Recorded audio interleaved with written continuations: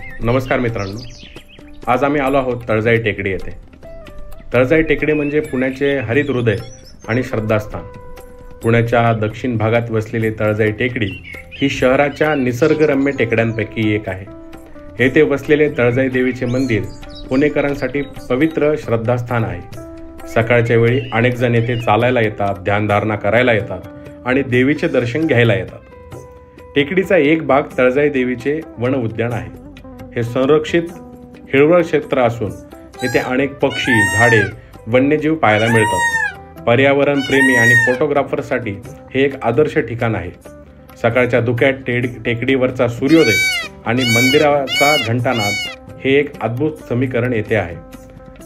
तळजाई टेकडी वरील मंदिर ही अनेकांची ग्रामदेवी आहे।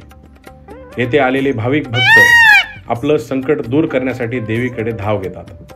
श्रावण महिना, नवरात्र, पौर्णिमा या सणांमध्ये वेगळीच मोठी ऊर्जा येथे आपल्याला बघायला मिळते। घंटानाद, अगरबत्तीचा सुगंध आणि नैसर्गिकरित्या शांतता हे तिन्ही मिळून एक अद्भुत भक्तिमय वातावरण येथे निर्माण होते। मंदिर परिसरात मोर, ससे, पक्षी आणि झाडांची विविधता पाहायला मिळते। सकाळच्या वेळी इथे येणे म्हणजे पर्वणीच असते। अनेकांना येथे येऊन समाधान प्राप्त होते। बाजूलाच हनुमानाची मूर्ती आपल्याला बळ देते। मंदिर परिसरात येथे गव्हाचा चीक मिळतो। गव्हाच्या चिकाचा येथे इतिहास आहे। तळजाई देवीच्या मंदिरात गव्हाचा चीक म्हणजेच गव्हाचा प्रसाद म्हणून ओळखला जातो। हा एक खास नैवेद्य प्रसाद म्हणून दिला जातो।